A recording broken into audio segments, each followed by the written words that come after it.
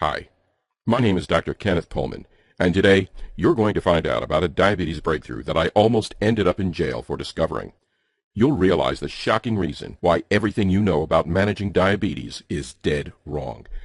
Based on breakthrough new research conducted by myself and a small team of medical researchers, and that the $245 billion diabetes industry is fighting tooth and nail to keep hidden from you, you're about to see how a completely natural method, something that's been already medically proven to work in more than a dozen clinical trials, used successfully by 41,493 people and counting, that actually has nothing to do with insulin production whatsoever, can completely and permanently reverse both type 1 and type 2 diabetes in as little as a few weeks from today, even if your blood sugar levels are off the charts, or if you've had the disease for decades, and whether you're 9 years old or 90 years old.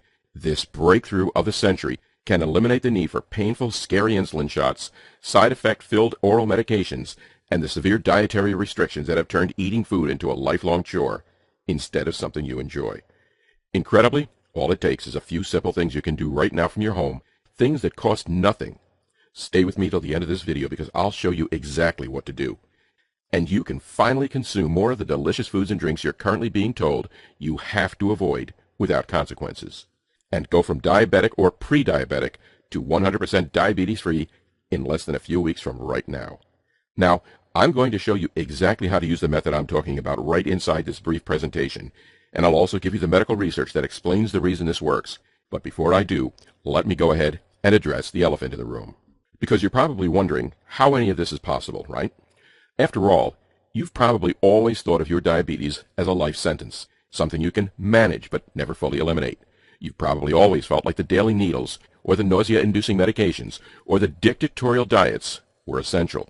You may have even accepted that, as terrifying as it is, you're statistically likely to die 10 years earlier than a person who doesn't have diabetes, leaving your children or grandchildren to fend for themselves, and to look out into the audience at their high school or college graduation and see the empty chair where you should have been. So, if you're feeling skeptical or confused by what I'm saying right now, I completely understand. In fact, so were a lot of the 41,493 people who've already used the method I'm about to share with you, until they tried it for themselves. Devin from Twin Falls, Idaho writes, "Hearing that I could completely eliminate my diabetes in less than a couple of weeks flew in the face of everything I'd been told. I've been a diabetic for more than 8 years now, and the doctors have always said that this was a life sentence, something I could manage but never destroy. I can't believe the results. Within the first 2 weeks, my blood sugar reading had gone from an average of 330 to 120, and I was actually eating more carbs, starches, and finally enjoying my food. Thank you so much for sharing this with me. I think every single American suffering from type 2 diabetes needs to know about this." And Eric from Kansas City, Missouri says, "I've been diabetes-free for 3 months now, and it's all thanks to you. I still can't get over how simple following the plan you shared in your presentation was. The plan you shared was life-changing. I followed your protocol for 19 days, and my blood glucose levels haven't been over 130 in months. I have my life back, and it's all because of you." And Jason R. of Stillwater, Oklahoma, who says, "After watching your presentation and seeing the science you presented, I was mad. I couldn't believe I'd been lied to for so many years, when the secret to curing my diabetes had been sitting in front of me. But I will say this, the anger turned to pure joy as I started doing what you shared with me, and received the incredible news from my absolutely shocked doctor that there was no longer a single sign of my diabetes in my body. Who could be angry about that?" Now, given the extremeness of what I'm telling you, I'm sure you're going to want to know who I am and how I know all of this. Like I said, my name is Dr. Kenneth Pullman, and I'm with one of the nation's top medical research centers. In particular, for the last 20 years, I've spent every single moment of my professional career researching one single disease, diabetes. You see, for me, it's personal. In 1982, when I was 10 years old, I watched as surgeons cut through my father's lower leg, cleaving through the skin, the tissue, the muscle, and finally the bone. I wasn't supposed to see any of it, but my mother couldn't control me as I burst into the operating room and saw the man who was my childhood role model with tubes coming out of his skin and his foot dangling limply below the ankle. My father had been a type 2 diabetic since he was a child, and he'd ignored the swelling and numbness in his foot for years, when he should have been taking care of it. And because of that decision, it eventually got to the point where everything below his ankle was nothing but useless rotting flesh, which is why they took the saw to him. Now you may be thinking, this is extreme, and in many cases, it was. But even today, in 2014, diabetes remains the #1 cause of amputation both in the United States and around the world. And when I was diagnosed with type 2 diabetes in 1985 at the age of 13, the only thing I could think of was the stump where my father's leg had once been, and how I would do everything in my power to not end up like him. So from 7th grade on, my entire life became an obsession over finding a cure for diabetes. I received an undergraduate degree from Stanford where I studied biology and graduated with magna cum laude, an award reserved for top students. In medical school, I studied human disease and graduated in the top 10% of my class. And even on my weekends, when I should have been relaxing, I spent every waking hour researching the causes and potential cures of a devastating disease that affects more than 29 million type 2 diabetics and 79 million pre-diabetics in the United States. To anyone looking in on the outside, it would seem like my hard work was paying off. I published papers in the leading medical journals. I won awards and grants for my contributions in the field of human pathology. I got offered a position as a tenured med school professor at the age of 35, which is unheard of. But even though I appeared to be successful on the outside, inside, I was becoming incredibly frustrated. You see, all of the research money I was getting, all of the studies that my university would support, and even all of my papers that the medical journals would publish, were about finding ways to help diabetics manage their disease.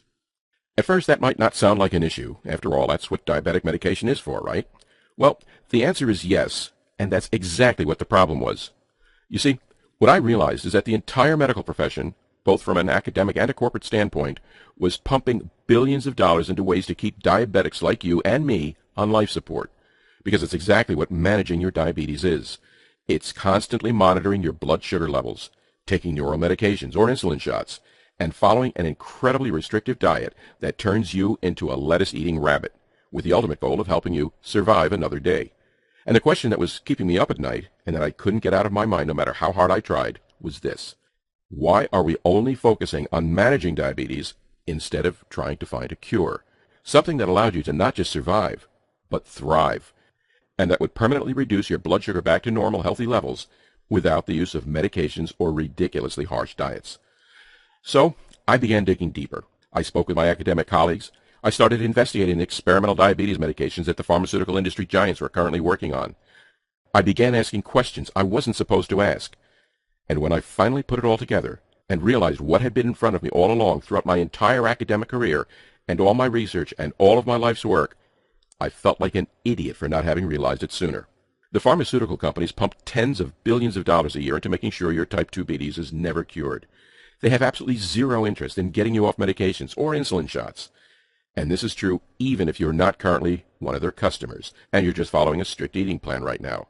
Because they know that eventually diabetes always wins. And whether it's tomorrow or 10 years from now, your body will begin breaking down and you'll come crawling over to them with open palms while they give you needles to push into your stomach or pills to stuff down your throat. Think about it. The average diabetic is worth more than $14,000 per year to the pharmaceutical companies. Diabetes medication is a $245 billion per year industry. That's billion with a B, $250 billion. And you can be damn sure that they would sooner have you die than give up that kind of money. It made my blood boil. I'd been so blind. It made me sick to think that I was partly responsible for their disgusting business practices, because I realized that Big Pharma controls everything that's being done in the field of diabetes research, that the major pharmaceuticals are actually the top contributors to academic diabetes research, and that because they have the cash, they're the ones making the rules, which meant making sure that us little worker ants, with our fancy titles and prestigious medical degrees and hundreds of millions of dollars in research funding, never realized that all we were doing was spending our lives helping the corporations make massive profits instead of helping real everyday people like you and me get better.